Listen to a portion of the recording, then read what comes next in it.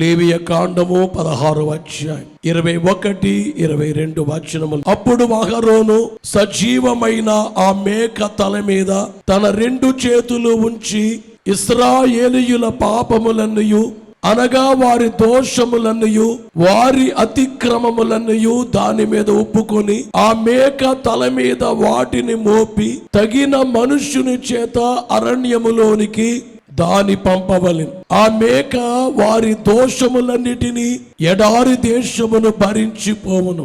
అతడు అరణ్యములో ఆ మేకను విడిచిపెట్టవలెను. చదువుబడినటువంటి వచనములో సజీవమైనటువంటి మేక అహరోను దగ్గరికి తీసుకుని రాగా ఆ మేక తల మీద తన 2 చేతులు ఉంచి ఇశ్రాయేలీయుల పాపములన్నయు అనగా వారి దోషములన్నయు వారి అతిక్రమములన్నయు దాని మీద ఒప్పుకొని, దేని మీద?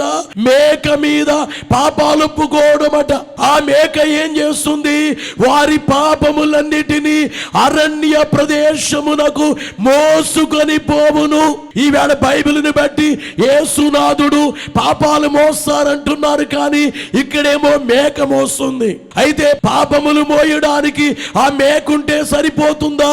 ప్రభునందు ప్రియులారా, ఈ విషయములు బైబిల్లో పాత నిబంధనలో వ్రాయబడ్డ కారణం ఏమిటంటే కొత్త నిబంధన గురించి వ్రాయబడింది. యెహోవా సన్నిధిని 2 మేకలు తీసుకురావాలి. ఆ 2 మేకలపై చీట్లు వేయాలి. ఒక చీటి మీద యెహోవా అనే పేరు రాయాలి, మరో చీటి పైన విడిచిపెట్టబడుట అని వ్రాయాలి. ఏ మేక మీద అయితే యెహోవా అనబడేటువంటి చీటీ పడుతుందో పాప పరిహారార్థ బలిగా దాన్ని వధించేయాలి మేకను. 2వ చీటీ పడిన మేక విడిచిపెట్టబడిన మేక. ఇదేమిటండి? మేకలు వధించడం ఏమిటి?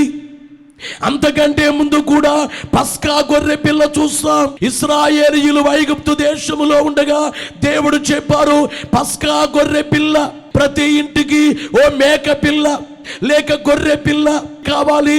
ఆ మేక పిల్లనే లేక గొర్రె పిల్లనే వధించాలి.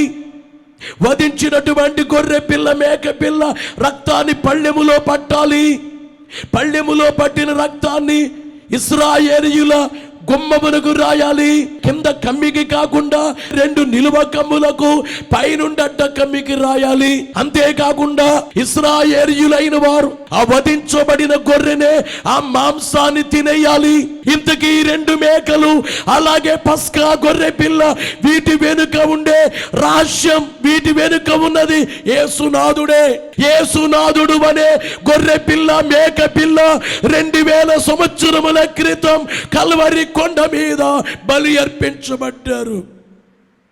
యేసుక్రీస్తు అనే గొర్రె పిల్ల లేక మేక పిల్ల మానవుల పాప భారాన్ని, వ్యాధి భారాన్ని, శిక్ష భారాన్ని ఆ గొర్రె పిల్ల అయిన యేసుపై వేసుకున్నారు. ఆయన పాపం ఏమి చేయలేదు. ఈ మేక పిల్ల ఏ పాపము చేయలేదు, కానీ వారి పాపాలు ఆ మేక మీద మోపినట్లుగా యేసునాథుడు పాపమేమి చెయ్యని యేసు మీదే మనందరి దోషాలు మోపబడ్డాయి. ఏ పాప మెరుగని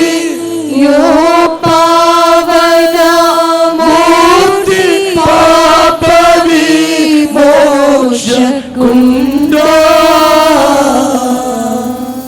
నా పాలి దైవమా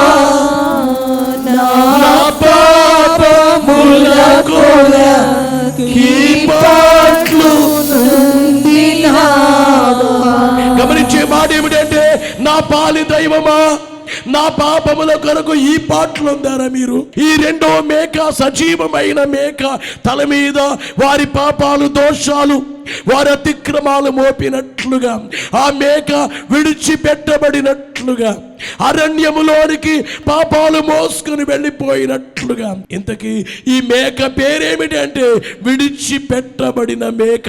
బైబిల్లో ఫుట్ నోట్లో చూస్తే అజాజేలు యేసునాథుడే 2000 సంవత్సరాల క్రితం ఈ లోకములోనికి వచ్చి ఆయన విడిచిపెట్టబడిన రీతిని బైబిల్లో మనము చూస్తున్నాం. మొట్టమొదటిగా చూస్తే తన స్వజనుల చేత విడిచిపెట్టబడ్డారు. స్వజనులు అంటే సొంత జనులు, వారే యూదులు, సొంత బంధువులు, వాళ్ళ మరియమ్మ తరపున బంధువులు కావచ్చు, యోసేపు తరపున ఉన్నవారు కావచ్చు.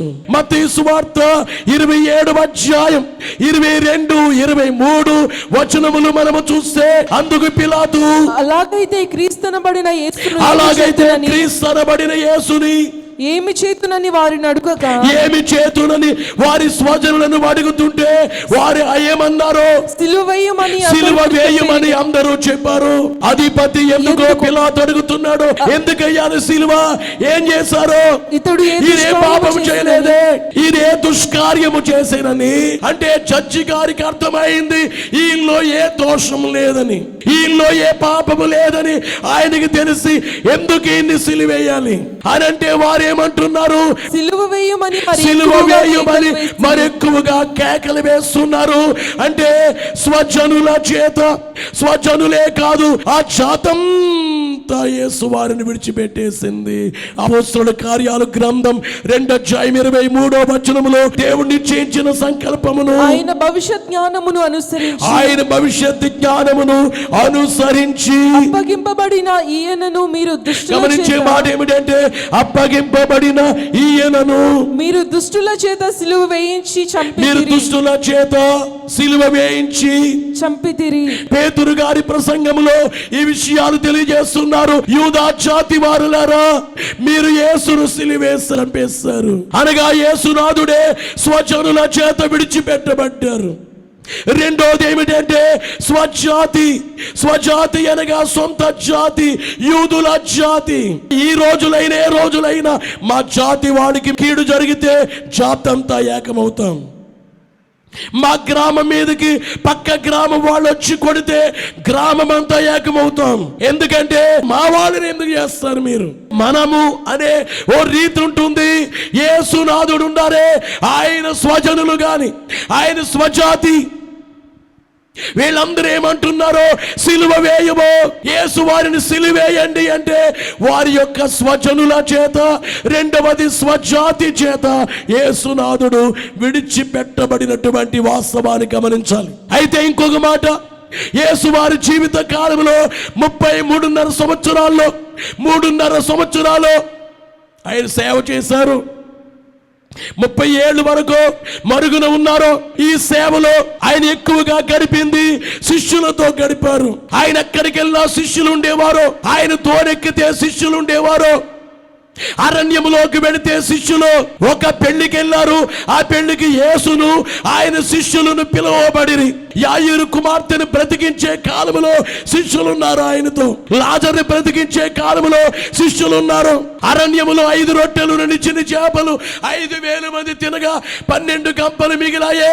ఆ పంచినోళ్ళు, కంపలు పట్టుకున్న వాళ్ళు శిష్యులే. యేసునాథుడు పగలంతా ప్రీచింగ్ చేసేవారు, రాత్రంతా టీచింగ్ చేసేవారు. అనగా పగలంతా బోధ చేసి రాత్రి అయ్యేసరికి శిష్యులను కూర్చోబెట్టి జరగబోయేవి చెప్పేవారు, అంచకాల సంభవాలు చెప్పేవారు. పగలంతా ప్రీచింగ్, రాత్రంతా టీచింగ్. టీచింగ్ లో శిష్యులు ఉండేవారు. అలాంటి శిష్యులే యేసునాథుణ్ణి విడిచిపెట్టి వెళ్ళిపోయారు. మత్తయి సువార్తలో 26వ అధ్యాయం 31లో, అప్పుడు యేసు వారిని చూచి, ఈ రాత్రి మీరందరూ నా విషయమై అభ్యంతర పడిదరు. ఏలయనగా గొర్రెల కాపరిని కొట్టుదును, మందలోని గొర్రెలు చెదరిపోరును వ్రాయబడి ఉన్నది కదా. అంటే గొర్రెల కాపరి అయిన యేసు అనే నన్ను కొడతారో గొర్రెలు చెదిరిపోతాయి అంటే మీరందరూ చెదిరిపోతారన్నారు. అది అధ్యాయం 56వ వచనములో, అయితే ప్రవక్తల లేఖనములు నెరవేరినట్లు ఇదంతా జరిగినని చెప్పాను. అప్పుడు శిష్యులందరూ ఆయనని విడిచిపోయిరి. శిష్యులందరూ ఆయనని విడిచి పారిపోయారు. అంటే శిష్యుల చేత విడిచిపెట్టబడ్డారు. ఏ కోర్టులోనైనా కానీ శిష్యుల్లో ఎవరైనా కానీ వచ్చి, అయ్యా ఈయన మా గురువు గారండి, ఎందుకు ఈయన ఇలా చేస్తున్నారు? ఈయన కుంటు వారిని నడిపించిన గురువు అండి, సామాన్యమైన గురువు కాదు. ఈయన టీచింగ్ అంతా మేము ఎరిగిన వారము. ఆయన ఎవరికి అన్యాయం చేయలేదు, ఎవరిని ఏమన్నా ఆయన కాదు. ఆయనలో పాపము లేదు, ఉపకారాలే గాని అపకారాలు ఏమైనా చేసేవి. ఎందుకు ఇలా చేశారు? ఓ పాస్టర్ గారికి శ్రమ వచ్చిందనుకోండి, సంఘం అంతా ఏకమైపోదా? గురువు గారికి శ్రమ వస్తే శిష్యులందరూ ఏకమైపోరా? ఇక్కడ ఏమిటి అంటే యేసు వారిని అందరూ విడిచిపెట్టేశారు. ఎందుకంటే లేఖనము ముందుగానే ఏం జరుగుతుందో చెప్పబడింది, అలాగే జరిగింది. శిష్యుల చేత యేసునాథుడు విడిచిపెట్టబడ్డారు. సరేనండి, స్వజనులు గాని స్వజాతి గాని అలాగే శిష్యులు గాని అందరూ మనుషులు, కానీ దేవునికి మనలాంటి మనుషులే కాకుండా ఆయనకున్న వారెవరంటే కోట్ల మంది దేవదూతలైన వారు ఉన్నారు. 91వ దావీదు సంకీర్తన 12వ వచనములో, నీ పాదములకు రాయి తగలకుండా, నీ పాదములకు రాయి తగలకుండా వారు నిన్ను తమ చేతుల మీద ఎత్తి ఎవరో పట్టుకొందురు. దేవదూతలు నిన్ను ఎత్తు పట్టుకుంటారట. చాలా సార్లు నా అదృష్టం అంటావు చూడు, కాదు నా కొంచెములు యాక్సిడెంట్ తప్పుకుందంటావు చూడు, ఎంతో ప్రమాదం రావాలంటావు చూడు, దేవదూతలు నిన్ను ఎత్తి పట్టుకుంటారు. దైవజనుడు పాడారు, పరలోక దూతలు ప్రక్కనే యుందురు, పరలోక దూతలు ప్రక్కనే యుందురు, సరిగా నాకెప్పుడు పరిచర్య చేయుదురు, సరిగా నాకెప్పుడు పరిచర్య చేయుదురు. దేవదూతలైన వారు పరలోక దూతల పక్కనే నువ్వు నిద్రపోతున్నా నీ మంచం దగ్గర నిలబడి ఉంటారు. నువ్వు ప్రయాణం చేస్తుంటే నీ కూడా ఉంటారు. దేవదూతలు నిన్ను కాపాడుతారు. తెలియదు నీకు, నువ్వు మర్చిపోతావు, చాలా భయంకరంగా మాట్లాడుతావు. నా అదృష్టం అదృష్టం అదృష్టం అంటావు. దేవదూతలను కాపాడే సంగతి నీకు అర్థం కాదు. ప్రభునందు ప్రియులారా, దేవదూతలే మనల్ని ఎత్తుపట్టుకుంటే మరి యేసునాథునికి దేవదూతలు లేరా? రాజులు 2వ గ్రంథము 19వ అధ్యాయము 35వ వచనములో, ఆ రాత్రియే యెహోవా దూత బయలుదేరి అష్షూరు వారి దండుపేటలో చొచ్చి 185,000 మందిని హతము చేసిన. ఎంతమందిని? 185,000 మందిని హతము చేస్తే ఒక్క దేవదూత వచ్చి యేసయ్య పక్క నిలబడ్డారా? అసలు నేను మాట అంటాను, ఆయనకి దేవదూతలు ఎందుకండి? మనకు కానీ దేవదూతలు ఆయన దగ్గర లేరు అంటే ఈ మాటను బట్టి ఏమిటంటే దేవదూతల చేత విడిచిపెట్టబడినట్లుగా అరణ్యములో 40 దినములు ఉపవాస ప్రార్థన చేసిన తరువాత దేవదూతలు ఏం చేశారో చూడండి. మత్తయి సువార్త 4:11వ వచనములో, అంతటా అపవాది ఆయనను విడిచిపోగా ఇదిగో దేవదూతలు వచ్చి ఆయనకు పరిచర్య చేసి. ఏం చేశారు? దేవదూతలు వచ్చి పరిచర్య చేశారు. మరి ఇప్పుడేమయ్యారు? విడిచిపెట్టేశారు. కారణం ఏమిటి? విడిచిపెట్టబడాలి మేక, యేసునాథుడు విడిచిపెట్టబడాలి. మత్తయి సువార్త 26:53వ వచనములో, ఈ సమయమున నేను నా తండ్రిని వేడుకొని ఎడల ఆయన 12 సేనా వ్యూహముల కంటే ఎక్కువ మంది దూతలను ఇప్పుడే నాకు పంపడనియు నీవనుకొను. ఒకవేళ నేను ఇప్పుడు అడిగితే ఎంతమంది దూతలు వస్తారు ఇక్కడికి? 1000 మంది దూతలు ఇక్కడికి వస్తారు. నేను అడగట్లేదు. ఇలాగే జరగాలంటే యేసునాథుడు దేవదూతల చేత విడిచిపెట్టబడినట్లుగా మనం గమనించాలని మీకు తెలియజేస్తుంది. ఇంకో మాట చెప్పాలి మీకు. యేసునాథుడు తల్లి మరియా, తండ్రి యోసేపు చనిపోయాడంటారు, తల్లి కూడా విడిచిపెట్టేసిందే. అదేంటయ్యా, దూరాన్నించి చూచి ఏడవలేదా అంటారు. అవును, దూరాన్నించి చూచి మరియా, కొందరు స్త్రీలు రొమ్ము కొట్టుకుంటున్నారు కానీ ఏడుస్తున్నారు, కానీ ఆ తల్లి వచ్చి కోర్టుల్లోకి వచ్చి యేసయ్య పక్షంగా మాట్లాడినట్లుగా బైబిల్లో ఉందా? లేదు. అంటే తల్లి చేత కూడా విడిచిపెట్టబడ్డారు. అంతేకాదు, ఆ రోజుల్లో కుంటివాడు నడిచారు, గుడ్డివాడు చూచారు, మూగువాడు మాట్లాడారు, చెవిటివాడు విన్నారు, పక్షవాత రోగులు లేచారు, కుష్టి రోగులు శుద్ధులుగా చేయబడ్డారు, దయ్యాలు చేత శోధించబడిన వారు దయ్యాలు వెళ్ళగొట్టబడ్డాయి, చనిపోయిన వారు తిరిగి, చనిపోయిన యాయిరు కుమార్తె తిరిగి లేచింది, చనిపోయిన విధవరాలు కుమారుడు తిరిగి లేచాడు, చనిపోయిన లాజరు 4వ రోజున లేచాడు. వీళ్ళెవరైనా వచ్చి యేసయ్యను సిలువేసే టైంలో, కోర్టుల్లో తిప్పే టైంలో ఒక్కరైనా వచ్చి మాట్లాడరా? అంటే ఉపకారములు పొందిన వారి చేత కూడా యేసు విడిచిపెట్టబడ్డారు. కొన్ని పర్యాయాల్లో మన ద్వారా ఉపకారాలు పొందిన వాళ్ళు మనల్ని విడిచిపెట్టేస్తారు. బాధ కొంచెమా, చాలానా? చాలా. అన్నీ మర్చిపోతారు. అప్పుడే గుండె పిండేస్తుంది.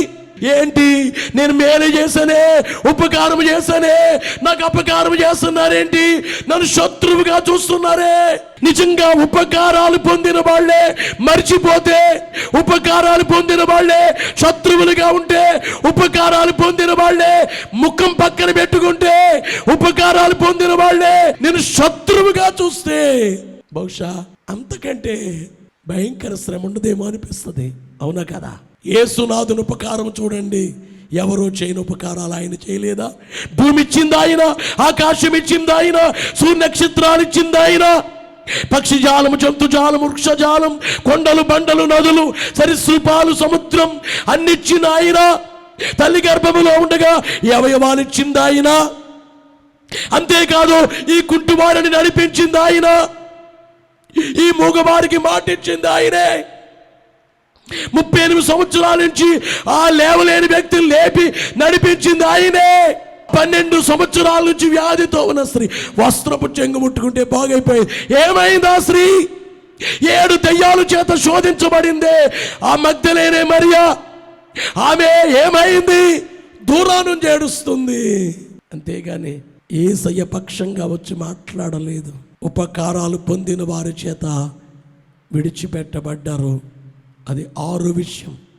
ఇక 7వదిగా చూస్తే మత్తయి సువార్త 27:46 వచనములో చూస్తే ఇంచుమించు 3 గంటలప్పుడు యేసు ఏలి ఏలి ఏలి లామా సబక్తాయని బిగ్గరగా కేక వేసెను. ఆ మాటకు నా దేవా నా దేవా నా దేవా నా దేవా నన్నెందుకు చెయ్యి విడిచితివని అర్థం. గమనించే మాట ఏమిటి అంటే, నా దేవా నా దేవా నన్నెందుకు మీరు చెయ్యి విడిచిపెట్టారు అంటే, యేసునాథుడే తండ్రి చేత విడిచిపెట్టబడ్డారు. నరుడావు కాకున్నా ఎడాల, నరుడావు కాకున్నా ఎడాల, దేవా నందేల విడిచితివని అడిగినా. 53వ అధ్యాయం యెషయా గ్రంథము 10వ వచనములో, అతనిని నలుగగొట్టుటకు యెహోవాకు ఇష్టమాయెను. తండ్రికి ఇష్టమైంది యేసుని విడిచిపెట్టడం, కుమారుణ్ణి. అంటే తండ్రి చేత విడిచిపెట్టబడ్డారు. నా దేవా దేవా నన్నెందుకై చేయి విడాచితి. శ్రీదేవా సూత పలికితివి శ్రమ, శ్రీదేవా సూత పలికితివి శ్రమ, చెప్పసఖ్యమా.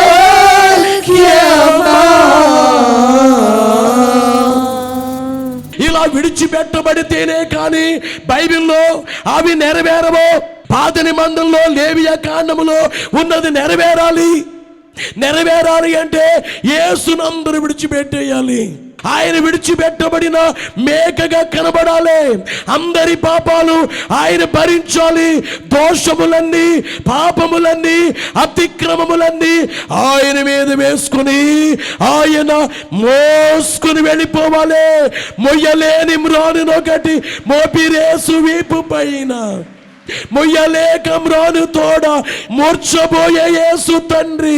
ఏమి నేరము లేని యేసునాథుడు ఆభరణ స్తంభాన్ని మోసి మన పాప భారం ఎల్ల మోసి బరువు దించి వేసినావు.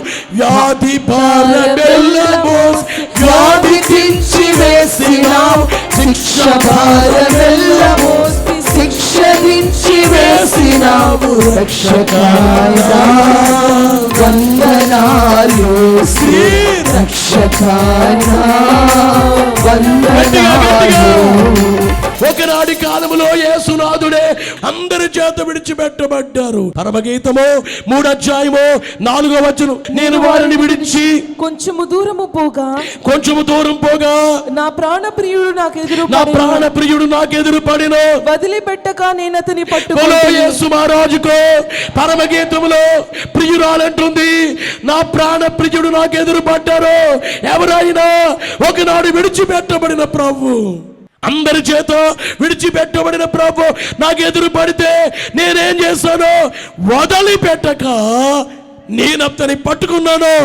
ఓనాడు ఆ కల్వరి కొండ మీద సిలువ వేయబడిన యేసు, గాయపరచబడిన యేసు, లోక పాపములు మోసుకుని పోయిన దేవుని గొర్రె పిల్ల అయిన క్రీస్తు, వధించబడి ఉన్న గొర్రె పిల్ల అయిన క్రీస్తు, ఏకాకిగా చేయబడిన క్రీస్తు, ఇద్దరి దొంగల మధ్య నిలువ కర్ర కట్ట కర్రకు మధ్య 3 మేకల మధ్య వ్రేలాడిన యేసు, విడిచిపెట్టబడిన యేసునే ఈరోజు ప్రపంచంలో కోట్ల మంది ఆయన గట్టిగా పట్టుకున్నారు.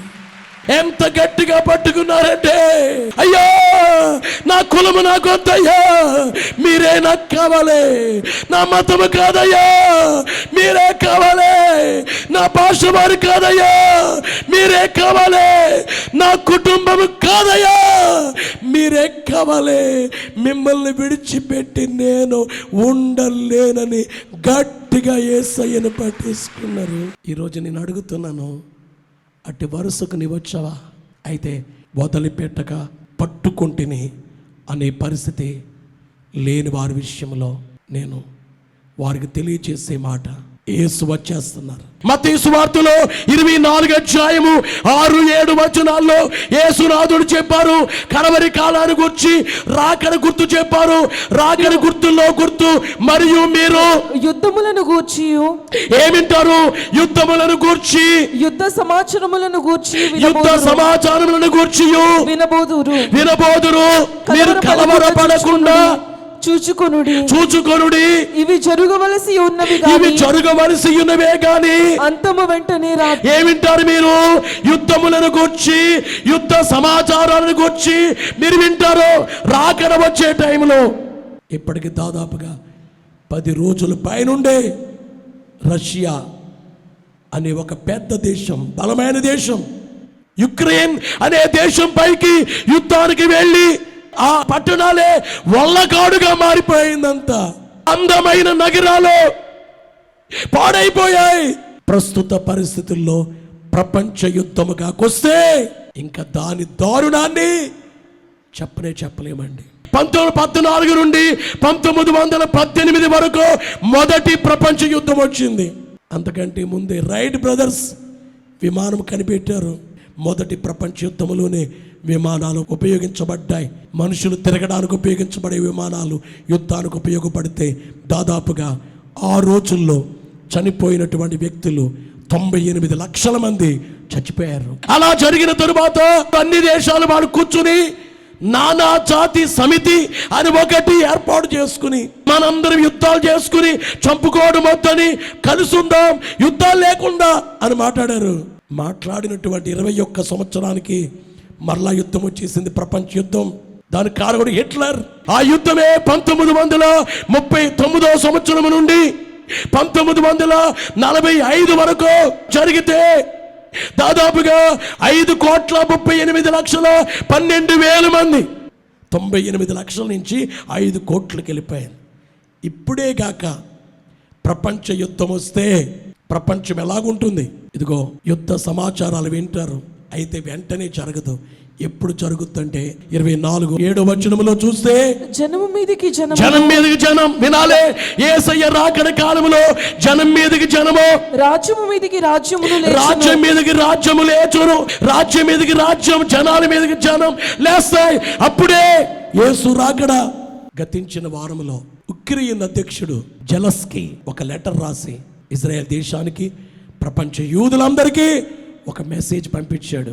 ఆయన రాసినటువంటి లెటర్ చూసి యూదులందరూ చాలా కలవరపడ్డారు. ఆయన రాసింది ఏమిటంటే, ఇదిగో యూదులారా రోదనము చేయండి, యూదులారా మీరు ఏడవండి, కన్నీళ్లు కార్చాలి అని అంటూ యూదులందరికీ లెటర్ పంపించాడు. యూదులకి యుక్రెయినులకు సంబంధం ఏంటి అంటే, జెలస్కీ అనబడేటువంటి యుక్రెయిన్ అధ్యక్షుడు ఒక జూ, ఆయన యూదుడు, యూదా జాతి. యేసు ప్రభువారి జాతి కూడా ఏ జాతి? యూదా జాతి. అందుకే యూదులందరినీ మీరు సంతాపాన్ని, మీరు ఏడవండి, రోదనం చేయండి. కారణం ఏమిటంటే, యుక్రెయిన్ దేశంలో రెండవ ప్రపంచ యుద్ధ సమయంలో భయంకరమైనటువంటి పరిస్థితి జరిగింది. హిట్లర్ అన్నాడు, యూదుడే ఈ గడ్డ మీద ఉండకూడదని 60 లక్షల మందిని చంపేశాడు హిట్లర్. ప్రపంచంలో 50 లక్షల మంది అయితే, యుక్రెయిన్లో 10 లక్షల మంది యూదుల్ని కాల్చి చంపేశారు. అయితే ఈ ఉక్రెయిన్లో వాళ్ళు చంపిన ప్లేస్, ఆ ప్లేస్లో ఒక స్మారక చిహ్నం ఒకటి, ఓ స్తంభం కట్టబడింది. అందుకనే ప్రపంచంలో ఉండే యూదులందరూ యుక్రెయిన్కి వస్తారు, అక్కడే ప్రార్థనలు చేస్తారు, రోజు వస్తుంటారు ప్రపంచ దేశాల నుంచి. అయితే ఇప్పుడు యుక్రెయిన్లో దాదాపుగా 2 లక్షల మంది యూదులైన వారు యుక్రెయిన్లో ఉన్నారు. ఈ లెటర్ పంపించాడు. వెంటనే ఇజ్రాయెల్ గవర్నమెంట్ స్పందించి ఆ దేశానికి మెడిసిన్ పంపించింది. బైబిల్ చెప్పేది ఏమిటంటే, అనేక దేశాలు కలిసి ఇజ్రాయేలు పైకి వెళతాయి యుద్ధం చేయటానికి. యోవేలు గ్రంథం 3:9 అన్యజనులకు ఈ సమాచారము ప్రకటన చేయుడి. అన్యజనులకు అంటే యూదులు కాని వాళ్ళందరికీ ఈ ప్రకటన, యుద్ధము ప్రతిష్ఠించుడి. ఏం చేయాలి? యుద్ధాన్ని ప్రతిష్ఠించండి. బలార్జునుడు రేపుడి. యోధులందరూ సిద్ధపడి రావలేను. యెరూషలేము పైకి యోధులందరూ వెళ్తారు. అందులో రష్యా కూడా ఉంటుంది. చుట్టూ ఉండే అరబ్ దేశాలు 22 దేశాలు ఉన్నాయి. 22 దేశాల వాడికి ఇజ్రాయెల్ దేశం అంటే అసలు అక్కడ చూస్తే చాలా ఆశ్చర్యం వేస్తుంది. చుట్టూ శత్రు దేశాలు, ఒక్క దేశమే ఆ మధ్యలో అలా కనబడద్ది. మరి అందరూ ఈ దేశానికి భయపడతారు, ఇజ్రాయెల్కి. మీ కర్రలను చెడగొట్టి ఖడ్గములు చేయుడి. పాతకాలంలో కర్రలతో కొట్టుకునేవారు, ఇప్పుడు కర్రలు కాదు ఖడ్గాలు, అంటే వెపన్స్ వచ్చాయి, ఆయుధాలు వచ్చాయి. మీ పోటకత్తులు చెడగొట్టి ఈటలు చేయుడి. పోటకత్తులు, ద్రాక్ష తోటకు ఉపయోగించే పోటకత్తులు, ఆ పోటకత్తులు తీసేసి ఈటలు చేయాలి. అంటే ఈ మాట మనం చూస్తే ద్రాక్ష తోటకు ఉపయోగించే దాన్ని విడిచిపెట్టి ఈటలు చేయాలంటే వ్యవసాయం చేయటానికి ఉపయోగించే డబ్బుల్ని ఆయుధాలకు ఖర్చు పెట్టడం. ఈవేళ మన దేశమే ఉంది, దాదాపుగా $82 బిలియన్ ఖర్చు పెడుతుంది ఆయుధాల కొరకు. 3వ ప్రపంచ యుద్ధం జరిగిందా? ప్రపంచం నాశనం. ఈవేళ నాశనానికి వెళ్ళేటట్లుగా పరిస్థితులు కనబడుతున్నాయి. రేపు ప్రపంచం ఏం కాబోతుందో ఇట్టే అర్థం కావట్లేదా? యేసు వారు చెప్పారు, యుద్ధములను గురించి, యుద్ధ సమాచారాలను గురించి మీరు వింటారు. ఇవన్నీ వింటుంటే యేసయ్య రాకడ బహు సమీపమని అనిపిస్తుంది. యేసయ్య రాకడలో ఎత్తబడే వారెవరంటే, వదిలిపెట్టక నేను అతని పట్టుకొంటేనే అనేవాళ్ళే ఎత్తబడతారు. యేసైతే సిలువేయబడి చనిపోయారు, తిరిగి లేచారు, పరలోకానికి వెళ్ళారు. ఆ యేసు మరలా రాబోతున్నారు. ఆ రాకడ సిద్ధపడి మేఘమెక్కే భాగ్యం దేవుడు మెండుగా మనకెల్లరకు దయచేయును కాక.